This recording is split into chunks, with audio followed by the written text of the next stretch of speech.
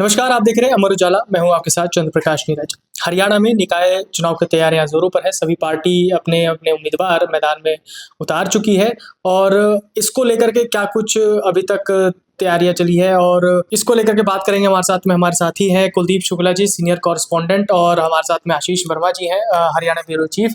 उनसे हम बातचीत करेंगे और जानेंगे हरियाणा निकाय चुनाव को लेकर के अभी तक क्या कुछ अपडेट है। सबसे पहले आशीष वर्मा जी की तरफ हम चलेंगे। आशीष जी, हरियाणा के निकाय चुनाव में कौन कितना मजबूत दिख रहा है? जैसा कि आप लोग तो हम लोग सभी लोग जानते भी हैं कि जो बीजेपी है हमेशा वो चुनाव के लिए तैयार रहती है और निकाय चुनाव हो रहे हैं तो सभी को पता है कि हरियाणा में बीजेपी की सरकार है और पार्टी ने अपने सारे उम्मीदवार घोषित भी कर दिए हैं और आज नामांकन पत्र भी जारी कर दिया है। तो पहले हम लोग बात करते हैं बीजेपी की। बीजेपी ने अपने सभी जो मंत्री थे उनको हर एक निकाय का प्रभारी बनाया और जो पूर्व मंत्री या फिर जो संगठन के लोग थे उनको सह प्रभारी बना दिया और वो सारे अपने निकाय क्षेत्रों में काम कर रहे हैं। और मुख्यमंत्री भी हम लोग देख रहे हैं कि धीरे धीरे वो भी चुनावी प्रचार में उतरने लगे हैं। कल जैसा कि हम लोग ने देखा है कि पंचकुला में वो पूरे दिन रहे और कई जो लोग रूठ चुके थे पार्टी के उनको मनाने पहुँचे। तो ये कहीं ना कहीं मैसेज जाता है कि वो अपनी पार्टी के लिए काफ़ी काम कर रहे हैं। दूसरी तरफ हम कांग्रेस को देखते हैं तो कांग्रेस ने अपने सारे उम्मीदवार घोषित कर दिए हैं, घोषणा पत्र भी उन्होंने जारी कर दिए हैं और जैसा कि मुझे पता चला है कि वो अब बहुत जल्दी चुनावी मैदान में उतरने वाले हैं। तो दोनों दल अपना दमखम लगा रहे हैं और बड़ा दिलचस्प चुनाव होने वाला है। भले ही वो कम सीटें हैं, 6-7 निकायों में चुनाव हो रहे हैं, लेकिन कहीं ना कहीं ये चुनाव दोनों दलों को की एक परीक्षा है कि कौन कितने पानी में है, क्योंकि बीजेपी सरकार को बने हुए 1.5 साल हो गए हैं और कांग्रेस को विपक्ष में बैठे हुए भी 1.5 साल हो गए हैं। तो दोनों के लिए एक बड़ी कह सकते हैं कि बड़ी परीक्षा है और 10 तारीख को चुनाव होंगे, 13 को परिणाम सबके सामने होगा। आगे चलते हैं हम कुलदीप जी के पास में। कुलदीप जी, इस बार कांग्रेस भाजपा को कितनी चुनौती देती दिख रही है? देखिए, निकाय चुनाव में अगर कांग्रेस के परफॉर्मेंस की या कांग्रेस की तैयारियों की बात करें तो कांग्रेस इस बार बहुत उत्साहित दिख रही है। उत्साहित इस वजह से भी कि अगर हम बात करें कि पिछले 11 सालों बाद जो कांग्रेस का संगठन विस्तार हुआ है और नए सिरे से हुआ है और उसमें राहुल गांधी का सीधा इन्वॉल्वमेंट भी था, तो एक नई टीम जो बनी है उसको लेके जो ये चल रही है कांग्रेस, उसमें उत्साह इस वजह से भी कि जैसे जनवरी या फरवरी से ही कांग्रेस ने सबसे पहले निकाय चुनाव की तैयारियों को लेते हुए कमेटी गठित कर दी थी, जिसमें नेता प्रतिपक्ष भूपेंद्र सिंह हुड्डा और ये राव नरेंद्र जो ये इनके प्रदेशाध्यक्ष हैं और इसके अलावा कई सांसद जैसे वरुण मुलाना और भी कई विधायकों को इसमें शामिल किया था। तो कांग्रेस की जो तैयारी दिख रही है वो फरवरी से ही शुरू हो गई थी। उसके बाद इन्होंने दूसरा जो स्टेप उठाया कि जो उम्मीदवार हैं, इच्छुक उम्मीदवार हैं, अपने कार्यकर्ताओं से या नेताओं से इन्होंने उनके आवेदन भी मांग लिए थे, उनकी स्क्रूटनी भी कर ली थी। तो इस बार अगर हम तैयारियों की बात करें तो हर स्टेप पे अभी तक भाजपा से कांग्रेस आगे ही चल रही है। चाहे वो हम कमेटी गठित की बात करें फरवरी में, चाहे हम आवेदन लेने की बात करें और चाहे सीटें घोषित करने की बात करें। सीटों में भी कांग्रेस ने मेयर जो प्रत्याशी हैं वो पहले घोषित किया था और मैनिफेस्टो भी जो होता है वो कांग्रेस ने पहले घोषित किया है। तो उत्साह काफ़ी दिख रहा है कांग्रेस में, लेकिन अब इसका परिणाम क्या होगा वो चुनाव परिणाम के बाद ही पता चलेगा। ठीक, आगे चलते हैं हम आशीष जी के पास में। आशीष जी, इस बार भाजपा के कई बागी पार्षद भी मैदान में हैं, वो कितना नुकसान पहुंचा सकते हैं? देखो, मेरा ये मानना है कि बागी आदमी कब होता है, जब उसकी मुराद पूरी नहीं होती है और कहीं ना कहीं पार्टी में ये असंतोष की झलक भी दिखती है। तो हालांकि बीजेपी इस क्राइसिस को मैनेज करने के लिए काफ़ी माहिर मानी जाती है।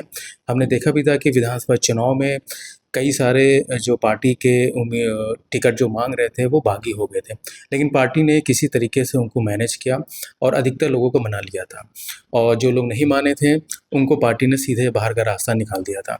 तो मुझे ऐसा लगता है कि बीजेपी इस बार भी अपने एक तो पहले वो बागियों को मनाने की कोशिश करेगी, और हमने कल देखा भी कि कल मुख्यमंत्री नायब सिंह सैनी पंचकुला पहुँचे और उन्होंने 2 बागी पार्षदों को मनाया भी। और मुझे लगता है कि आने वाले दिनों में आप देखेंगे कि जो पार्षद नहीं मान रहे हैं उनके खिलाफ कड़ी कार्रवाई भी की जाएगी। जैसा कि सोनीपत में सबसे ज़्यादा बागी पार्षद मैदान में हैं। तो जैसे मेरे पास सूचना है कि पार्टी बहुत जल्द, हो सकता है कि आज आपको शाम तक कोई खबर मिल जाए कि इन बागियों पर कार्रवाई हो सकती है। और दूसरा मैं ये भी सोचता हूँ कि जो बागी हैं वो अगर कहीं न कहीं थोड़ा बहुत तो नुकसान करते ही हैं पार्टी को और पार्टी की, क्योंकि जैसा कि सभी जानते हैं कि जो बुरी चीज़ें होती हैं बहुत जल्दी फैलती हैं। मतलब जो नकारात्मक प्रचार होता है वो तेज़ी से फैलता है। तो पार्टी तो पहले इनको मनाने की कोशिश करेगी, और अगर नहीं मानेंगे तो आपको पता ही है कि पार्टी क्या कार्रवाई कर सकती है। आगे चलते हैं हम कुलदीप जी के पास में। कुलदीप जी, भाजपा ने अपना चुनाव प्रचार तो शुरू कर दिया है, लेकिन पर कांग्रेस अभी तक मैदान में नहीं है। इसके पीछे का क्या कारण है? देखिए, भाजपा ने शुरू कर दिया, ये बात बिल्कुल ठीक है। और अगर कांग्रेस की बात करें तो 2 तरीके की बात आ रही है कि जो कांग्रेस के प्रत्याशी हैं या जो स्थानीय नेता हैं वो तो मैदान में है, वो लगातार तैयारी भी कर रहे हैं, प्रचार भी कर रहे हैं, बैनर होल्डिंग पोस्टर भी लगा रहे हैं। लेकिन अगर हम भाजपा से कंपेयर कर रहे हैं तो जैसे खुद मुख्यमंत्री नायब सिंह सैनी मैदान में है, जैसे हमारे साथी आशीष जी ने बताया भी अभी कि वो बागी पार्षदों को या बागी उम्मीदवारों को या बागी नेताओं को मनाने में लगे हुए हैं। कुछ लोगों को मना भी लिया उन्होंने। लेकिन अगर हम उससे तुलना करेंगे कांग्रेस की, तो जो कांग्रेस के वरिष्ठ नेता हैं उनमें अभी कोई मैदान में उतरता दिखाई नहीं दिया है, ना ही कहीं नजर आ रहा है। जबकि कांग्रेस को इस चुनाव में सबसे बड़ा झटका लगा है। पंचकुला की जो पहली महिला मेयर रही है उपिंदर कौर आलूवालिया, वो भी कांग्रेस छोड़ के भाजपा में शामिल हो चुकी हैं।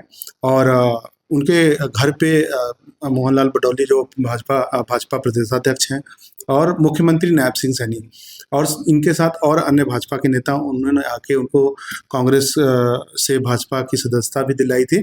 लेकिन अगर ऐसी गतिविधियों की बात करें और बड़े लेवल की गतिविधियों की बात करें तो कांग्रेस के बड़े नेता अभी कहीं नजर नहीं आए हैं। तो कहीं न कहीं इसका खामियाजा भी परिणाम में देखा जा सकता है। फिर आशीष जी के पास में चलते हैं। आखिरी सवाल है, आशीष जी, ये चुनाव मुख्यमंत्री नायब सिंह सैनी के लिए कितना मायने रखता है? मैं आपके इस सवाल का जवाब देने से पहले जो हमारे साथी कुलदीप जी ने भी बताया और जो आपने सवाल उनसे पूछा था कि कांग्रेस अभी मैदान में क्यों नहीं है, तो मैं एक चीज़ यहाँ पर बताना चाहता हूँ कि पंचकुला और सोनीपत में कई जगह कांग्रेस के लोग नाराज़ हैं। और हम पंचकुला हमारे नज़दीक है, तो यहाँ से पता भी चलता है कि पंचकुला का एक पूरा जो गुट है, जो खास तौर से भूपेंद्र सिंह हुड्डा के साथ जुड़ा हुआ था, वो नाराज़ बैठा हुआ है। लेकिन अभी तक पार्टी की ओर से इवन भूपेंद्र सिंह हुड्डा जी की तरफ से भी अभी तक कोई उनको मनाने की कोशिश नहीं की गई है। तो ये फ़र्क नज़र आता है बीजेपी और कांग्रेस में। अब आपकी बात, जो आपने सवाल पूछा कि कितने मायने रखता है ये चुनाव, ये मुख्यमंत्री जी नायब सिंह सैनी का पहला चुनाव तो नहीं है, क्योंकि इससे पहले 2025 में निकाय चुनाव हुआ था, जिसमें 11 में से 10 सीटें बीजेपी ने हासिल की थी। तो भले ये छोटा चुनाव है, 6-7 निकायों में चुनाव हो रहा है, लेकिन ये बड़ा संदेश जाएगा, क्योंकि मुख्यमंत्री ने ही पूरी कमान संभाल रखी चुनाव प्रचार की, और जितने प्रभारी लगे हैं सबकी नियुक्तियाँ भी मुख्यमंत्री जी ने मोहनलाल बडौली के साथ मिलकर की हैं। तो एक तरीके से कहीं न कहीं ये उनकी राजनीतिक पकड़ के बारे में भी बताएगा कि कितनी उनकी पकड़ है। दूसरा, शहरी चुनाव है और शहर में बीजेपी मजबूत स्थिति में पहले से ही है। अगर वहाँ पर ये सारी सीटें जीत जाते हैं तो कहीं न कहीं मुख्यमंत्री जी का जो पकड़ है वो तो मजबूत हो गई, और उनका सेंटर में भी कद बड़ा होगा कि उन्होंने अपने दम पे ये चुनाव जिताया है। तो जैसा कि अभी तक हमने सब कुछ जाना है, आशीष जी और कुलदीप जी ने सारा कुछ विस्तार से बताया कि क्या कुछ अभी तक हरियाणा निकाय चुनाव में जो माहौल है वो चल रहा है, चाहे वो भाजपा के जो बागी पार्षद हों या कांग्रेस जो है अभी तक चुनाव प्रचार में मैदान में क्यों नहीं है, क्या वजह है, उन सबको लेकर के तमाम चर्चाओं पे हमने बातचीत की।